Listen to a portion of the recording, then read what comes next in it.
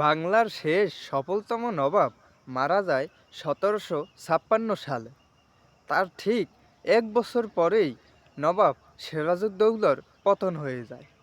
অর্থাৎ নবাব সিরাজউদ্দৌলা ছিল আলীবর্দী খানের ছোট এবং নাতনি। তো সে ক্ষমতায় আসার পরেই নবাব সিরাজউদ্দৌলা ব্রিটিশদের কাছে পলাশির প্রান্তরে যুদ্ধ করে হেরে গিয়েছিল ১৭৫৭ সালে। তখনই বাংলার স্বাধীনতা চিরতরে ব্রিটিশদের হাতে চলে যায়। দীর্ঘ ২০০ বছর পর যুদ্ধ করে ব্রিটিশদের বিরুদ্ধে স্বাধীনতা পায় ভারতবর্ষ। তো কিভাবে এই যুদ্ধ এবং এই নবাবদের পতন হয়েছিল শুরু থেকে শুরু করা যাক। প্রথমত, নবাব আলীবর্দী খান ছিল সফলতম একজন নবাব বাংলার। তার শাসনামলে কোনো জঙ্গি কিংবা বিদেশি শক্তিরা কখনোই বাংলাকে আক্রমণ করে জিততে পারেনি। কিন্তু তার মৃত্যুর এক বছরের মাথায় বাংলার পতন হয়েছিল পুরো ক্ষমতার, যা একেবারে ব্রিটিশদের হাতে চলে যায়। নবাব আলীবর্দী খানের ইচ্ছা ছিল তার মৃত্যুর পর তার ক্ষমতা গ্রহণ করবে তার নাতনি, সেটি হলো সিরাজউদ্দৌলা। কিন্তু সেই জায়গা থেকে ক্ষমতার লোভ ছিল তার সেনাপতি মীরজাফর এবং তার মেয়ে খসিটা বেগম, এবং তার বন্ধু ছিল জগৎ শেঠ। তারা তিনজনে মিলে প্ল্যান করে একসময় নবাব সিরাজউদ্দৌলাকে একগরে করে ফেলে। তারপর থেকেই সিরাজউদ্দৌলা আসলে ক্ষমতা নিয়ে সে পুরো বিভ্রান্ত হয়ে পড়ে। পরবর্তীতে তারা জগৎ শেঠ এবং নবাব আলীবর্দী খানের বন্ধু জগৎ শেঠ এবং ঘসিটি বেগম এবং মীরজাফর, তারা তিনজনে চাইছিল তারা তিনজনেই ক্ষমতায় আসবে। যেহেতু তারা ক্ষমতায় আসতে পারেনি, তাই তারা অপরের পক্ষে গিয়ে নিজেরা একজোট হয়ে গেল, গিয়ে নবাবকে সবসময় গালাগাল দিত এবং উপরে উপরে তারা নবাবকে সাহায্য করবে এবং প্রতিশ্রুতি দিয়েও তারা যুদ্ধ করেনি। নবাব সিরাজউদ্দৌলা ছিল মাত্র ২০ বছর বয়সী। সে খুবই সরল সোজা ছিল, তাই সে বুঝতে পারেনি তার অতলে তার খালা এবং তার সেনাপতি চক্রান্ত করে বাংলার স্বাধীনতার ক্ষতি করছে। এদিকে ব্রিটিশরা এই সব খবর পেয়ে তারা উচ্ছ্বসিত হয়ে তাদের সাথে আবার যোগ দেয়। তারা যেহেতু জেনে গিয়েছিল তার নিজ সেনাপতি এবং তার নিজ খালা তারাই সিরাজউদ্দৌলার বিপক্ষে ষড়যন্ত্র করছে, তার সাথে ব্রিটিশরা এটি জেনেই তারা আবার তাদের সাথে যোগ দেয় এবং ব্রিটিশদের নবাব সিরাজউদ্দৌলাকে আক্রমণ করতে সেনাপতি মীরজাফরই উৎসাহিত করেছিল। এমনকি মীরজাফর ভেবেছিল নবাব সিরাজউদ্দৌলা পতন হলে ব্রিটিশদের হাত ধরে মীরজাফরই ক্ষমতায় বসে যাবে। কিন্তু মীরজাফরের এই ধারণা যে ভুল ছিল তা প্রমাণ হতে হতেই অনেকটা দেরি হয়ে গিয়েছিল। কারণ মীরজাফরও চেয়েছিল ক্ষমতা ব্রিটিশদের কাছে না যাক, কিন্তু লোভে পাপ, পাপে মৃত্যু, এই কথাটা চিরন্তরে সত্য। তো লোভ করতে গিয়ে সে এই পাতা ফাঁদে, ব্রিটিশদের পাতা ফাঁদে পা দিয়ে দিয়েছিল এবং ব্রিটিশরা ক্ষমতা পেয়েই মীরজাফরকে একগরে করেছিল।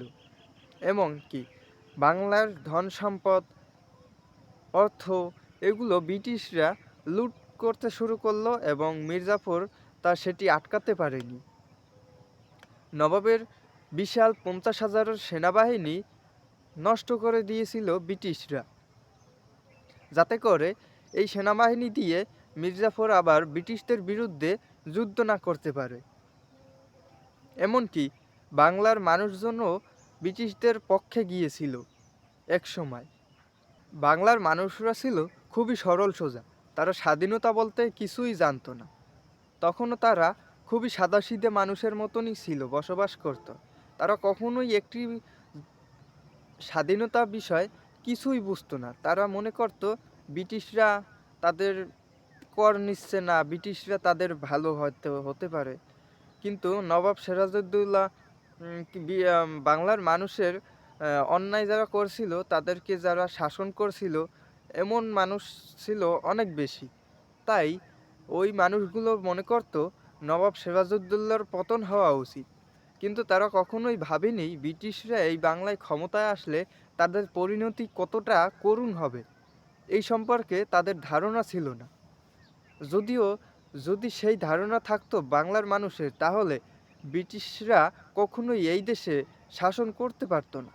কারণ ব্রিটিশরা সংখ্যায় যতটা কম ছিল, তার চাইতে কয়েক হাজার গুণে মানুষ ছিল বাংলায়।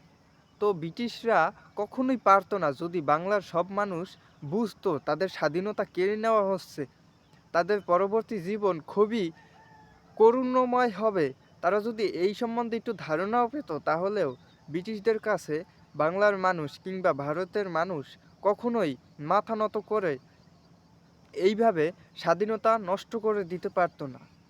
আসলে ব্রিটিশরা আসলে আগেই জানতো যে এই মানুষগুলো, এই অঞ্চলের মানুষগুলো সাদাসিধা, মন ভোলা এবং বিদেশি শক্তি কিংবা বিদেশি শত্রু এদের সম্পর্কে এদের ধারণা নেই।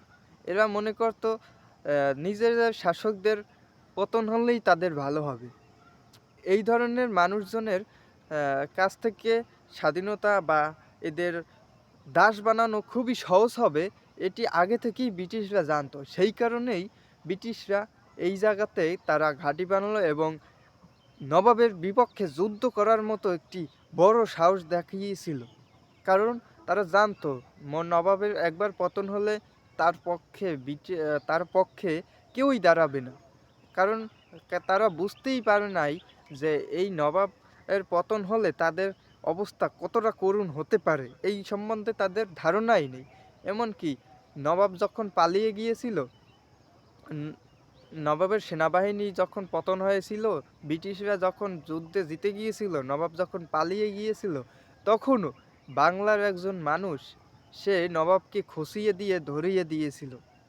নবাব যদি ওইখান দিয়ে পালিয়ে যেতে পারত, তাহলে বাহির থেকে সাহায্য কিংবা সেনাবাহিনী নিয়ে ব্রিটিশদের তখন পরাজিত করা সম্ভব ছিল। কিন্তু কি মির্জাফরকে এবং মির্জাফরের কিছু তখন খোঁজ করতেছিল এবং সবাইকে জানিয়ে দিচ্ছিল নবাবকে খুঁজে পাওয়া যাচ্ছে না, এমনকি সে পালিয়ে গেছে।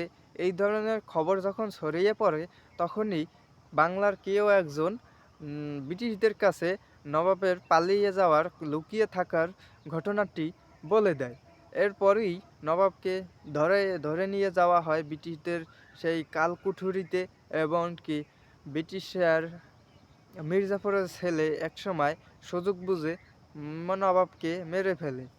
এরপরে বাংলার একটি মানুষও নবাবের পক্ষে গিয়ে দাঁড়ায়নি। তারপরেই ব্রিটিশদের হাতে সেই ক্ষমতা চলে যায় একেবারে চিরজীবনের জন্য। তারপরে 200 বছর পরেই ব্রিটিশরা এই দেশ থেকে চলে যায়। তারপরেই স্বাধীনতা আবার ফিরে আসে।